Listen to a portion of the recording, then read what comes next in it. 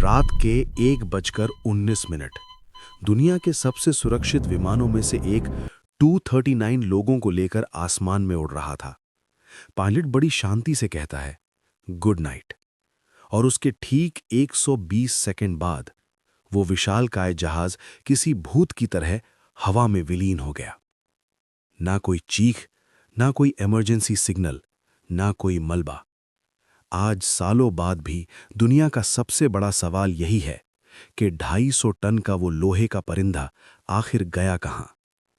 आज इस वीडियो में हम MH370 के उस सच का सामना करेंगे जिसे दुनिया की सरकारें आपसे छुपाना चाहती हैं। तैयार हो जाइए, क्योंकि ये दास्तां आपकी रूह कंपा देगी। Z+ के वीडियो पर एक बार फिर आपका स्वागत है।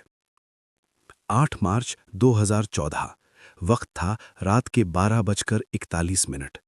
कुआलालंपुर इंटरनेशनल एयरपोर्ट से मलेशिया एयरलाइंस की फ्लाइट MH370 बीजिंग के लिए उड़ान भरती है। इसमें सवार थे 239 लोग, किसी का परिवार, किसी का सपना और किसी की पूरी जिंदगी। सब कुछ परफेक्ट था, सब कुछ रूटीन था। किसी को अंदाजा नहीं था कि अगले 40 मिनट में ये फ्लाइट एक ऐसी मिस्ट्री बनने वाली है जिसे मॉडर्न साइंस भी नहीं सुलझा पाएगा। इस विमान में 14 देशों के नागरिक सवार थे। चीन के 153 लोग थे, जिनमें से ज्यादातर नामी कलाकार थे जो एक आर्ट एग्जीबिशन से लौट रहे थे। इनमें झाओ पेंग जैसे लोग थे जो घर पर अपनी प्रेग्नेंट पत्नी के पास पहुंचने के लिए बेताब थे। कई यंग कपल्स थे जो अपनी हनीमून की यादें लेकर लौट रहे थे। हर सीट के पीछे एक कहानी थी, एक खिलखिलाता हुआ जीवन था, जो कुछ ही देर में हमेशा के लिए खामोश होने वाला था। उड़ान भरने के 38 मिनट बाद विमान IGARI पॉइंट पर पहुंचता है। यहां मलेशियाई ATC का दायरा खत्म हो रहा था। तभी कॉकपिट से कैप्टन जहरी अहमद शाह की आखिरी आवाज आती है, गुड नाइट मलेशियन 370। उनकी आवाज में ना कोई घबराहट थी, ना कोई स्ट्रेस था, लेकिन इन शब्दों के ठीक 2 मिनट बाद रडार पर मौजूद वो ग्रीन डॉट अचानक गायब हो गया, जैसे किसी ने बटन दबाकर विमान का अस्तित्व ही मिटा दिया हो। यहां सबसे चौंकाने वाली बात है ACARS सिस्टम का बंद होना। यह सिस्टम इंजन की हेल्थ की जानकारी सैटेलाइट को भेजता है। एक्सपर्ट्स का मानना है कि किसी ने जानबूझकर कॉकपिट के नीचे इलेक्ट्रॉनिक बे में जाकर इसे डिसेबल किया था। ये काम कोई आम हाईजैकर नहीं कर सकता था। ये वही कर सकता था जिसे बोइंग 777 की रग रग का पता हो। दुनिया को लगा विमान क्रैश हो गया, लेकिन मिलिट्री रडार्स ने जो देखा उसने सबके होश उड़ा दिए।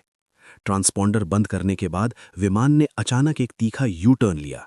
वो वापस मलेशिया की ओर मुड़ा और फिर मुड़कर अंडमान सागर की ओर निकल गया। सबसे डरावनी बात, विमान को कोई अनाड़ी नहीं उड़ा रहा था। वो रडार की नजरों से बचने के लिए देशों की सीमाओं के किनारे किनारे उड़ रहा था। इसे घोस्ट फ्लाइट कहा गया। अंदर बैठे यात्रियों का क्या हुआ? क्या ऑक्सीजन की कमी से उनकी मौत हो चुकी थी?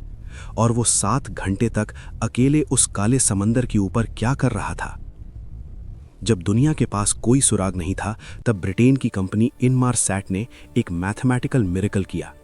उन्होंने डॉपलर इफेक्ट के जरिए उन 7 पिंग्स का एनालिसिस किया जो विमान के गायब होने के बाद भी सैटेलाइट से टकरा रहे थे। इन पिंग्स ने साबित कर दिया कि विमान अगले 7 घंटे तक दक्षिण की ओर उड़ता रहा और अंत में साउथ हिंद महासागर की गहराइयों में समा गया। समंदर का वो हिस्सा 4 किलोमीटर गहरा है, जहां सूरज की रोशनी भी नहीं पहुंचती। इस मिस्ट्री के पीछे सबसे बड़ी थ्योरी है कैप्टन्स कॉन्स्पिरेसी। जहरी अहमद शाह के घर पर मिले सिम्युलेटर में ठीक वही डेथ रूट मिला जिस पर MH370 गायब हुआ था। क्या ये एक सोची समझी मास मर्डर सुसाइड थी? एक्सपर्ट्स मानते हैं कि कैप्टन ने को पायलट को बाहर निकालकर दरवाजा लॉक कर दिया और विमान को 45,000 फीट की ऊंचाई पर ले गया। इतनी ऊंचाई पर केबिन प्रेशर गिर जाता है। पैसेंजर्स के ऑक्सीजन मास्क गिर गए होंगे, लेकिन उनमें सिर्फ 15 मिनट की ऑक्सीजन होती है। उसके बाद सन्नाटा।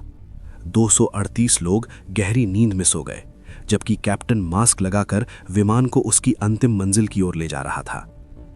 2015 में रीयूनियन आइलैंड पर मिले फ्लैपरॉन ने एक खौफनाक सच बताया। एनालिसिस से पता चला कि जब विमान पानी से टकराया तब उसके फ्लैप्स अंदर की ओर थे। इसका मतलब है कि विमान की कोई सेफ लैंडिंग नहीं कराई गई थी। वो एक बहुत ही तेज रफ्तार गोते में था। वो कोई एक्सीडेंट नहीं बल्कि एक वायलेंट टक्कर थी।